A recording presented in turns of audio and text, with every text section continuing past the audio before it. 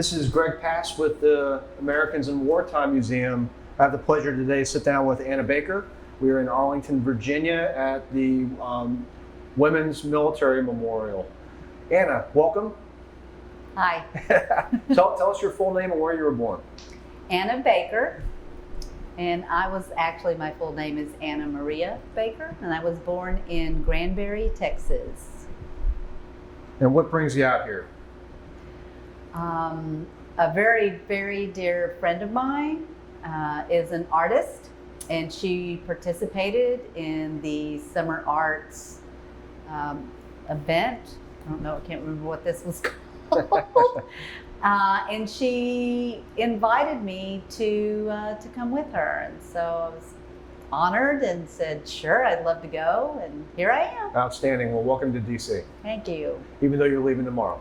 Even though I'm leaving tomorrow. All right, let's talk about your military experience. Do you have any veterans in your family? Yes, my great uncle was a World War II veteran, and he served in Normandy in France. But he never talked about his service. My brother is a Navy veteran. My stepbrother is a recently retired Navy veteran. As my dad didn't serve, let's see. I have a couple of uncles who were Vietnam era veterans. And what motivated you to join military service? Well, I grew up in a small town with very little opportunity. I was a good student, but my parents didn't really have money to send me to school.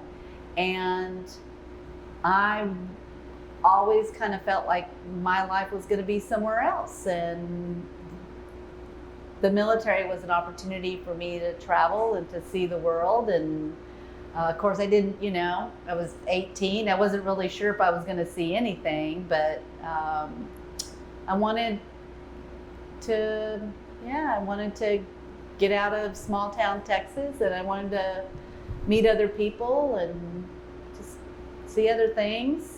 And what branch of service did you select ultimately? I went into the Air Force. And what was your thought process on doing the Air Force?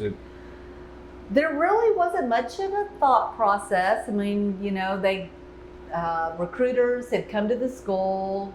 We had taken the ASVAB test, and I'm honestly not even sure how I decided on the Air Force. Maybe the Air Force recruiter was the most persistent, I guess. I don't know. The Air Force, that's what it was. Yeah. So 18 years old, you find out you're going in the Air Force. Mm-hmm. Were you excited? I was very excited, and I was a little scared. Like I said, I grew up in a small, close-knit community, and this was really my first time I was going to be away from home. And even though I was always a pretty independent, as my brother would say, a rebel without a clue teenager, I still was a little, afraid. Mm-hmm. But yeah. So where did you go for basic training? So basic training was at Lackland Air Force Base. I remember my mother taking me to the bus stop in Eden, Texas, and getting on the bus. And the bus took me to San Antonio, and the next day we got processed in. We were staying in some little, and I say we because I was not the only one. There were actually quite a few other individuals that were going in at the same time. And so I remember there was actually a guy that I went to school with who went in at the same time that I did. He was in my class. We graduated at the same time, and he was on that bus with me.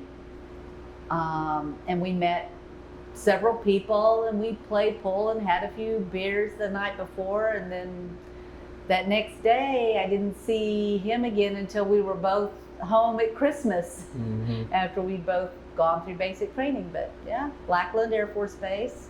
So tell me about what basic training was like in the Air Force. Basic training was fine. I mean, I actually liked basic training. I had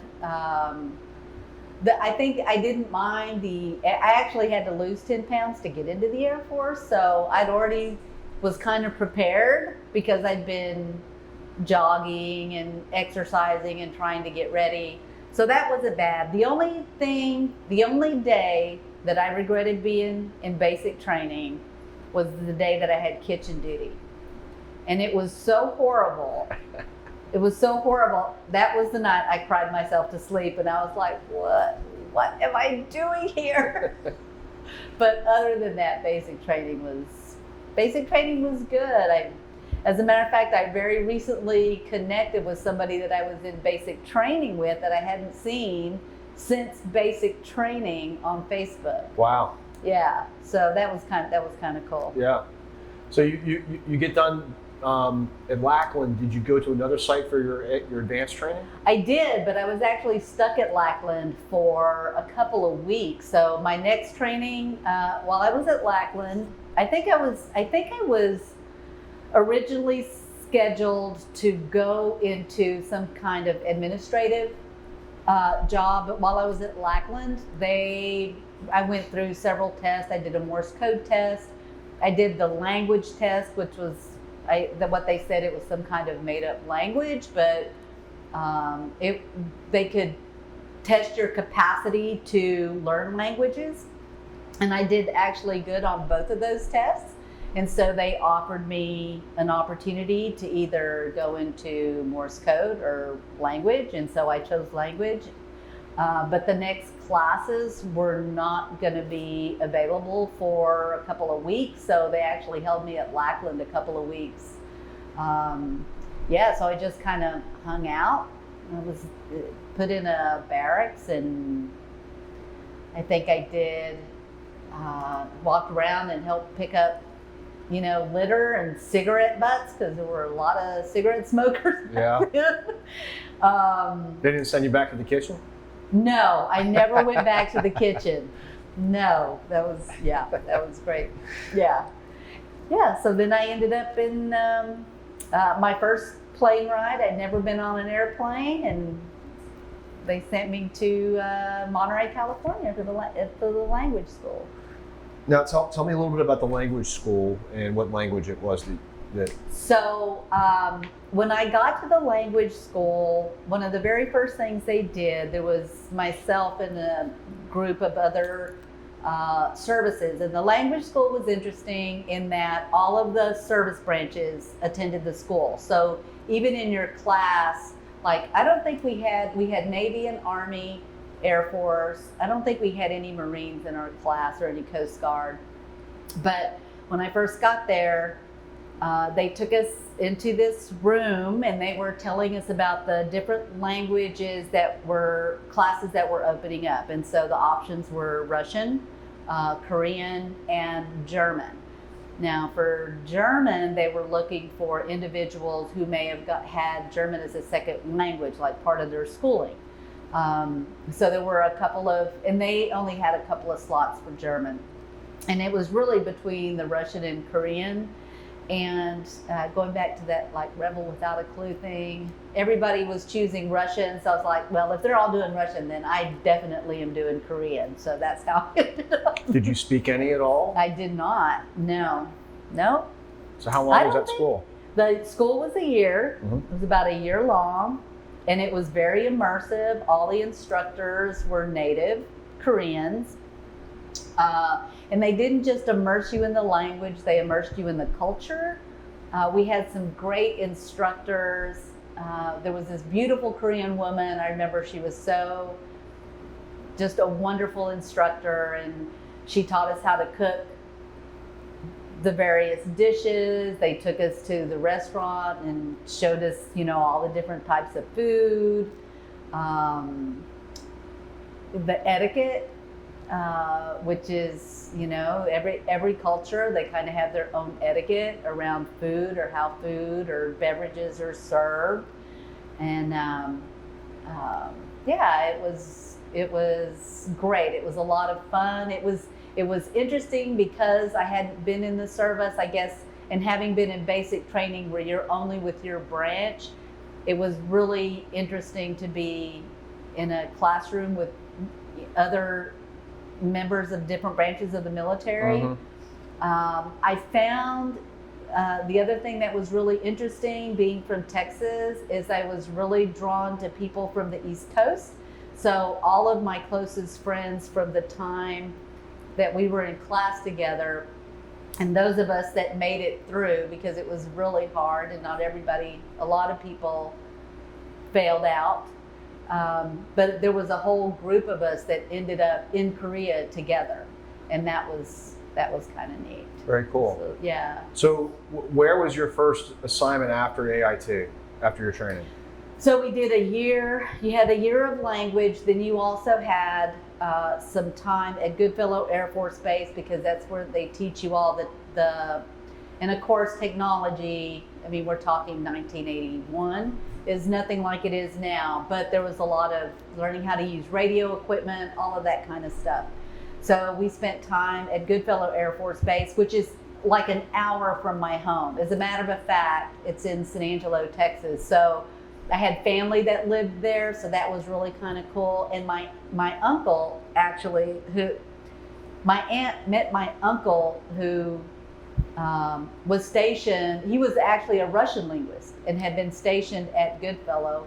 Well, they lived there because he was already out. So that was kind of neat. And then after that, it was to Osan, Korea. And how long were you in Osan? A year. Tell me a little bit about that. Osan, I remember the night that, because it was late when our plane got to Korea, and I was by myself. So even though there was this contingency of my friends that had gone through the class, people got there at different times. So when I was going, I was by myself.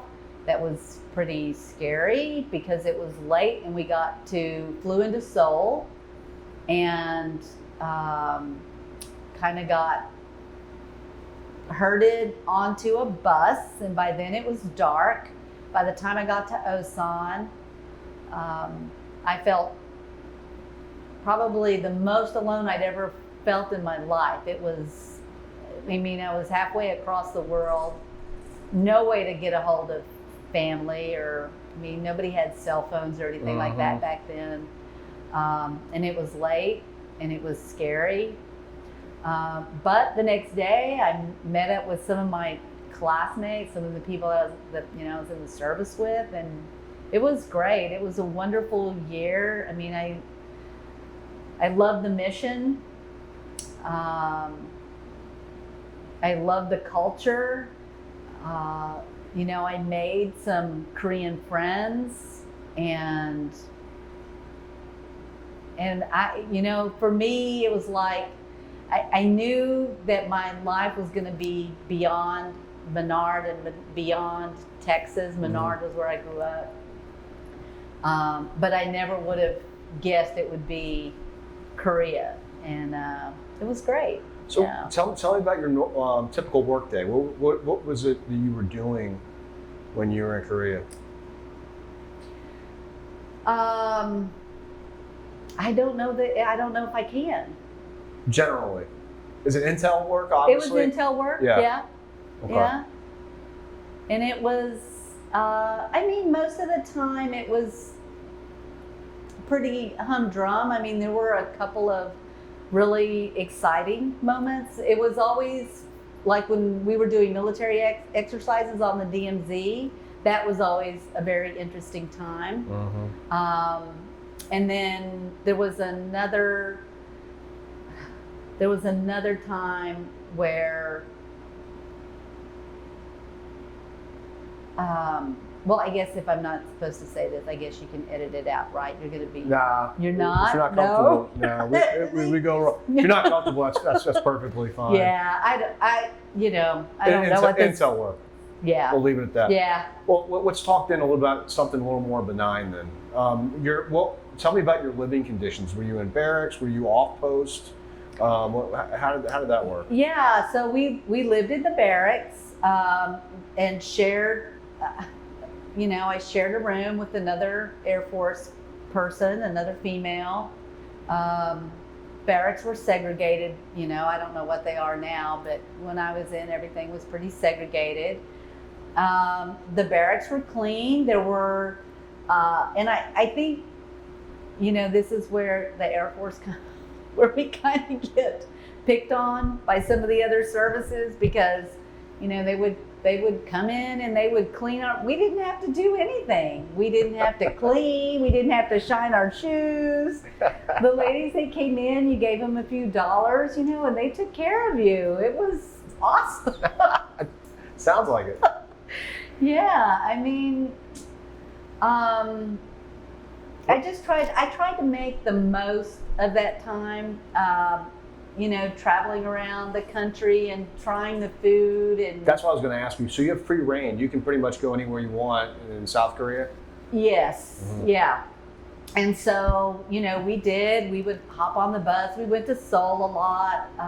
One of my favorite tours, though, it was when we toured the DMZ, and that was really fascinating. I still have and of course, you know, there were no phone cameras, right? I had a regular camera. I had to get the film processed, but I still have pictures of North Korean soldiers, Mm-hmm. you know, so that when we went up to the DMZ, it was fascinating. How far is the DMZ from where you were stationed? Seoul, I think. Gosh, I don't even remember. Maybe from Osan to Seoul was about an hour on the bus, and I would say maybe another hour from Mm-hmm. Seoul. So maybe a couple of hours. Yeah. Yeah, I don't even remember. It was so And you were long there ago. for a year. Yeah, I was there for a year. Okay. The work itself, did you enjoy the work? I did enjoy the work, and so what I learned about the work that we did when I got back was that the mission was kind of different depending on where you were at in the world. So what happened, if you're okay, if I make a little transition here, but when we got back from Korea, you know, it was a different time. There was the threat that North Korea poses now was really non-existent. There was really no big threat for North Korea. So there was not a lot of interest in the work that we were doing. I mean, there was some, but nothing like now. And so they didn't need Korean linguists. So when we got back, we were stationed at Fort Meade, assigned to the National Security Agency. But they were like, well, we don't really need Korean linguists right now. I don't know why this number sticks in my head. They're like, we're 300% overmanned Korean linguists. And so we're like, okay, well, what are we going to do? And they said, well, we really need Spanish linguists. Would you be willing to go into the Spanish course? And what they had done is they'd basically taken the 28-week course, they condensed it into 6 weeks. And there was a group of us because all those 6 weeks to learn Spanish? Yeah. So they took this group of us that had come from, that had started at DLI together at the Defense Language Institute, gone to Korea.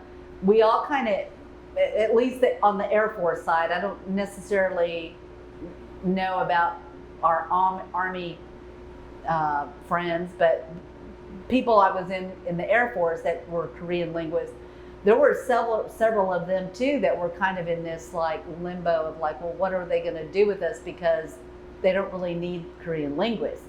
So there was a group of us, and we're like, okay, yeah, sure, we'll do it. So we did. We went into the Spanish course. I think everybody made it through the Spanish course. Like I said, it was condensed. And then what we did is that's where, you know, earlier I was talking about the mission and how the mission was different. So we did, the group of us did a temporary duty assignment to Panama. And that was probably, having been in Korea, I thought I had seen poverty, but Panama was really bad at the time. And there was a lot of political unrest. What year would this have been? This would have been 83, Ish. Yeah, 83-ish. And so we were only there for a couple of weeks. But I didn't really enjoy the mission. I was really kind of disappointed in, even though, so there were a lot of things going on in South America at the time with the Sandinistas and El Salvador and in Nicaragua. But it just wasn't the same. So 2 weeks there, a group of us, we were off base.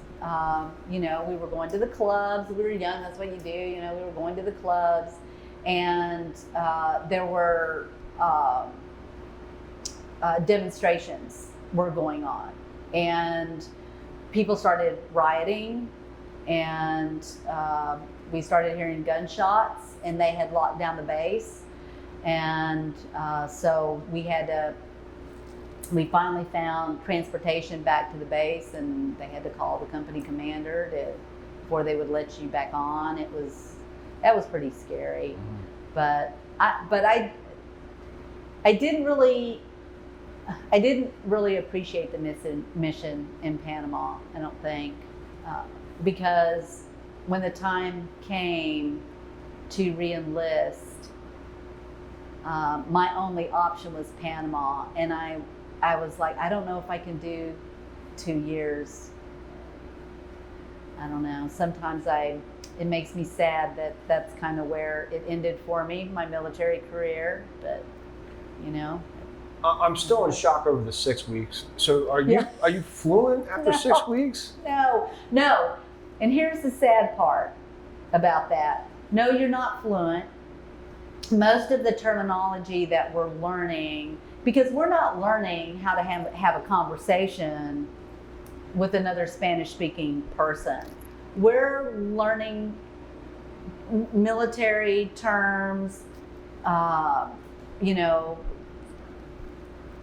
directional terms, because we're analyzing, picking up conversations. Because we're trying to figure out what people are doing that potentially could hurt our allies or our country, our people, right? So, the point wasn't that they wanted you to go down there and make friends and have conversations with the people there.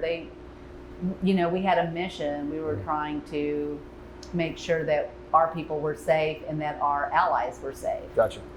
So that was your last assignment? That was my last assignment, yeah. So later on in life, did you use those language skills at all?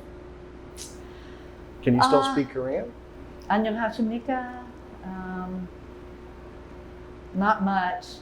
어디서 화장실? Where's the bathroom? Okay, gotta know that. Gotta know that.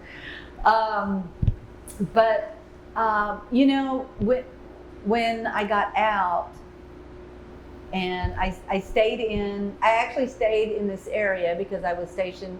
I exited out at Fort Meade, and I lived in Laurel for another 1.5 years. I worked for the state of Maryland. But I never really had an opportunity to use my language. I remember my father, he's like, you could have worked for NATO, you could have, and I was like, yeah, I could have, but I didn't. So just no. I think about it now because I live in Austin, and Samsung has huge facilities there, and I was thinking, maybe I could brush up and I could go work for Samsung, and then I was like, yeah, I don't want to do that. So no, not so much. How do you think your service impacted the rest of your life and shaped you into the person you are today? Well, I know my service gave me direction. It gave me purpose. In the community where I grew up, I said I was a rebel without a clue, but I was a good student. I was involved in band, and I was a twirler, and I was all these things. And I think what the military did for me more than anything was it kind of grounded me, and it made me realize that there's so much more to life. There's so many more cultures. There's so many different people to learn from. And I never would have, I just don't think I would have gotten that if I just stayed in Menard. And nothing against small towns, I mean, it's still a place that's important to me, and I visit it, but it just expanded my whole idea of not just who I was, but who I could be. An opportunity to go to school, I was the first person in my family to get a college education. I think it made me a more well-rounded person, more open, to other ideas and perspectives.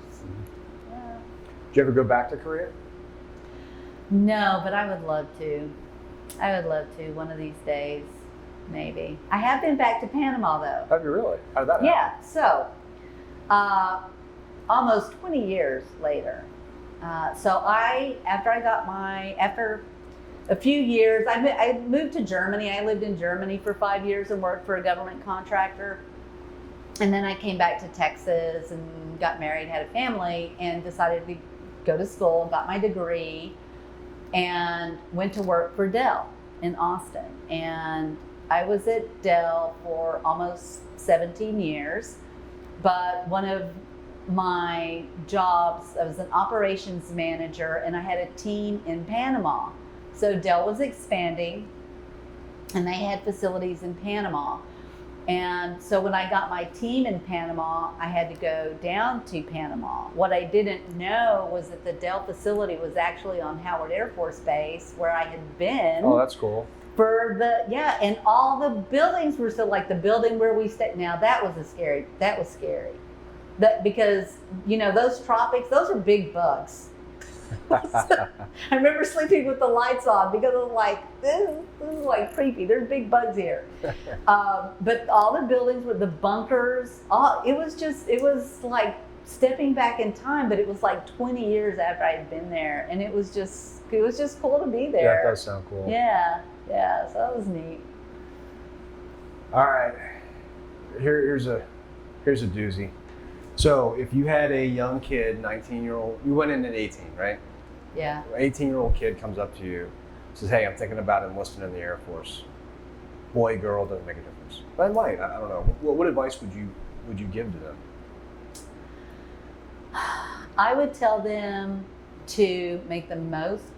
I would say, if that's what you want to do, I think it's a great idea. I said it's a great opportunity. Make the most of it. Be open to meeting new people and going. I think, when I first went in, I really had, and this was before I had the option to actually be a Korean linguist and go to Korea. I didn't want to be that far away from home. I didn't want to go overseas, right? I was just somewhere else in the United States, but I want to be able to get back home. And I think now, if I was having this conversation, I would be like, this is an opportunity to go anywhere in the world and to experience something so few people experience. And I think sometimes I forget that because I work in the veteran community and I'm surrounded by veterans all the time. But veterans really are kind of a rare breed, and you just take advantage of all the opportunity. Don't miss a beat. Just, there's so much growth and perspective that you'll get if you'll just be open to it. I think sometimes what I've seen with some young other family members and acquaintances where their children have gone in the military is that they haven't gone in with that mindset. Mm-hmm. And if you go in, I think with, well, I want this and I want to do this, and if I can't have that, then I don't. I think you should just go in for the adventure and just see what happens. Yeah. Good advice. Yeah. All right, here's the last one. This one's really a doozy, I promise. So this video, you're going to get a copy of the video, and you'll Okay. also be given some instructions on, if you want to, you can submit it to the Library of Congress for the Veterans History Project. Okay. Theoretically, this video will be there for thousands of years. If one of your great-great-great-great-great-grandkids stumbled upon the video, what would you want them to know about your service to your country?